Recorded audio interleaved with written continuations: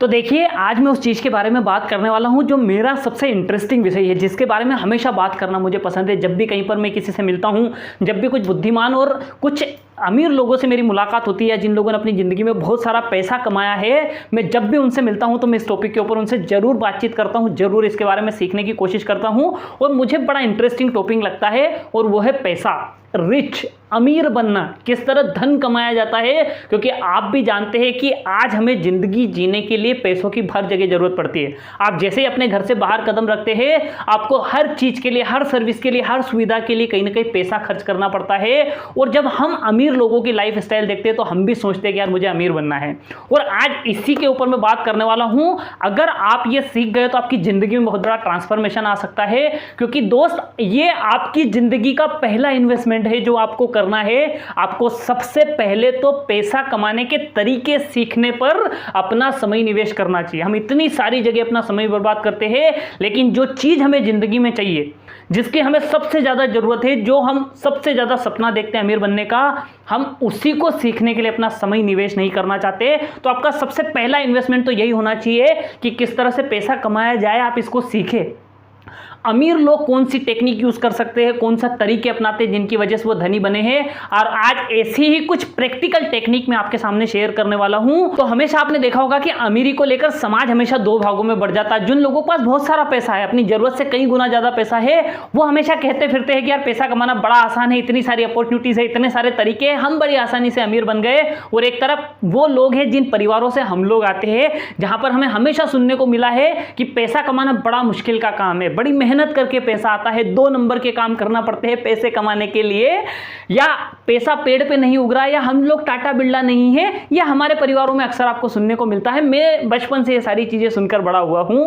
तो दोस्त, कुछ टेक्निक में शेयर करने वाला हूं। आप एम्प्लॉय है, आप सेल्फ एम्प्लॉय है, आपका कोई बिजनेस है, आप कोई भी काम करते हो, इससे कोई फर्क नहीं पड़ता। आपकी एजुकेशन क्या है, इससे भी कोई फर्क नहीं पड़ता। आप कहाँ रहते हैं, इससे भी कोई फर्क नहीं पड़ता। ये तरीके हर आदमी के लिए काम करते हैं। तो दोस्त, सबसे पहला तरीका मैं शेयर करने वाला हूं, वो है कि आपको अपनी कमाई का, जो भी आप पैसा कमा कर लाते हैं, आपको नौकरी से आता है, आपको अपनी दुकान से आता है, आपको आपके बिजनेस से आता है, या जो भी काम करके आप जो पैसा कमा रहे हो, आपको हमेशा उसका 10वां हिस्सा उसमें से बचाना चाहिए। और अगर आपसे कोई ये कहता है कि पैसा बचाना बेवकूफ़ी है, तो समझ लो कि वो आपको बेवकूफ़ बना रहा है। क्योंकि पैसा कमाने का जो सबसे पहला रूल है वो है पैसा बचाना।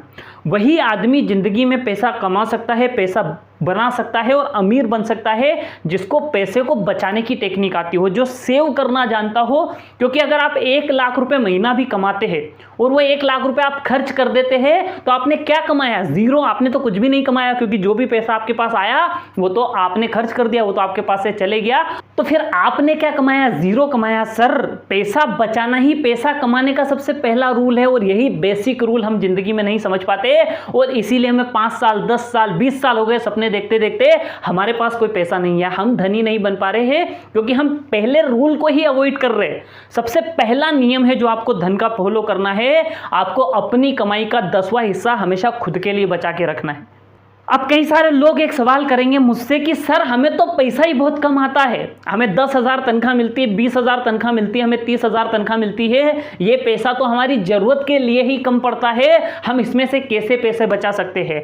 सर, यही तो हमारी सबसे बड़ी बेवकूफ़ी है कि हमें लगता है कि किसी दिन ज़्यादा पैसे आएंगे तो मैं ज़्यादा पैसे बचा लूँगा। और ये सबसे कॉमन मिस्टेक हर आदमी करता है, हर मिडिल क्लास करता है, कि वो ये सोचता है कि जब मुझे थोड़े ज़्यादा पैसे मिलेंगे तो फिर मेरे पास पैसे बच जाएंगे। और ऐसा कभी जिंदगी में ना हुआ है, ना होगा।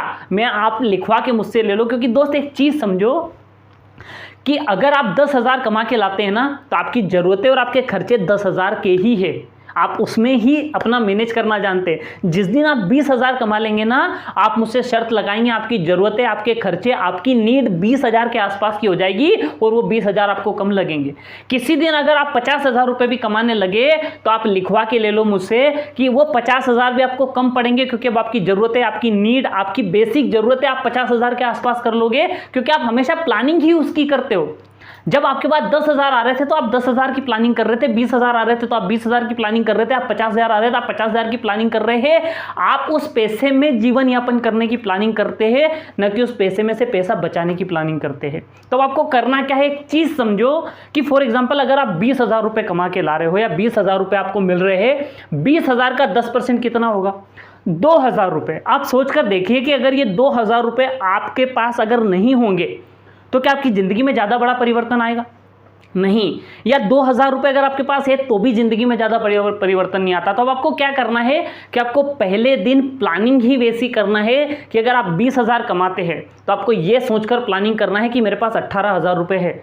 इस 18,000 रुपए में मुझे अपनी EMI पे करनी है, अपने बिल पे करना है, अपनी पार्टीज करना है, अपना एंजॉयमेंट करना है, अपना ट्रेवलिंग करना है, जो भी करना है। इस 18,000 रुपए की प्लानिंग करो।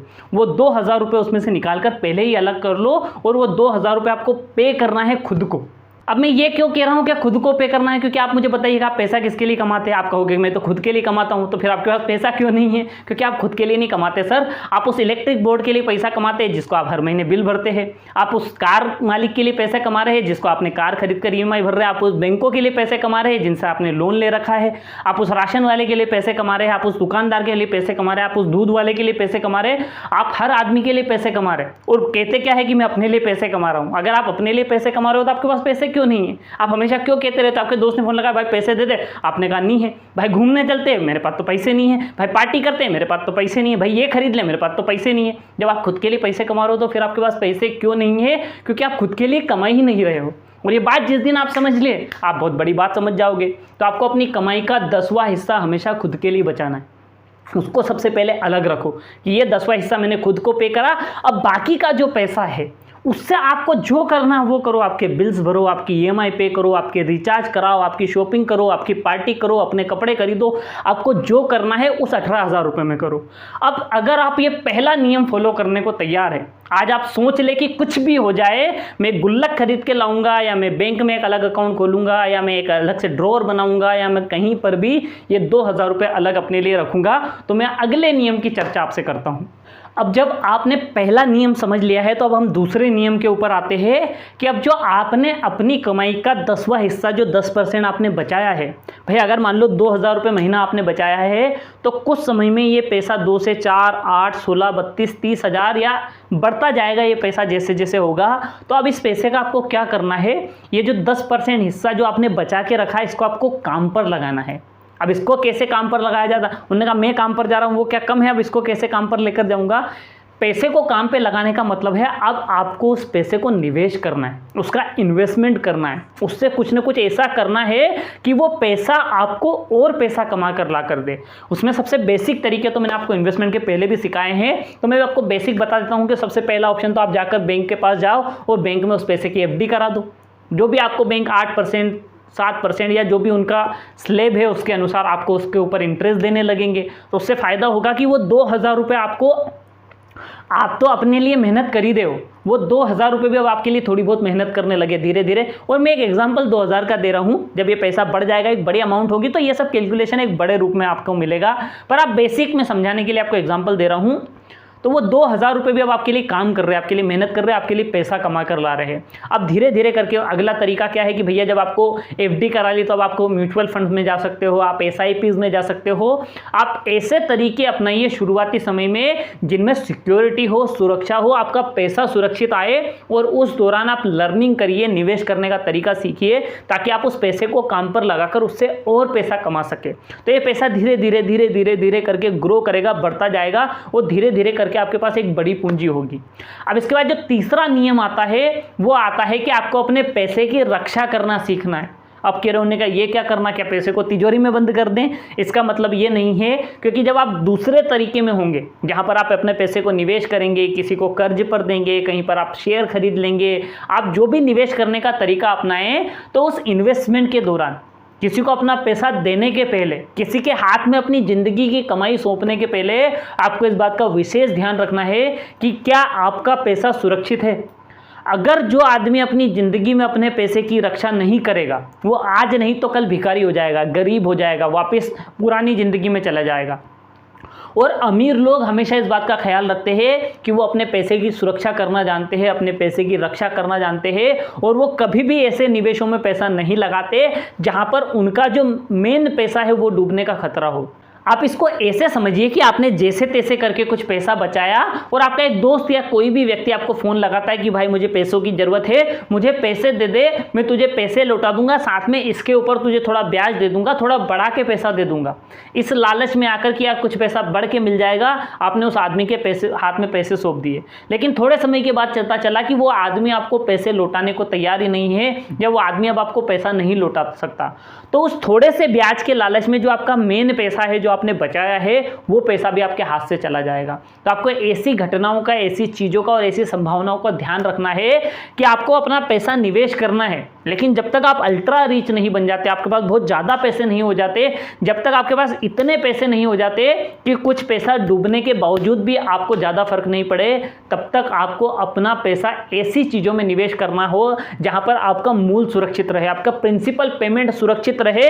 ऐसे निवेशों में निवेश करना है, ऐसे लोगों के हाथ में अपना पैसा देना है जहां से आपका पैसा वापस लौटकर आपके पास आ जाए, आपको प्रॉफिट हो या ना हो, लेकिन इस बात का ख्याल रखना है कि लॉस नहीं होना चाहिए बाबा। अगर लॉस हुआ तो आपका इन्वेस्टमेंट से मूड भी हटेगा, ध्यान भी हटेगा, और आपको लगेगा कि क्या फ़ायदा पैसे बचाने का, इससे तो मैं खर्च कर देता तो फ़ायदे में रहता।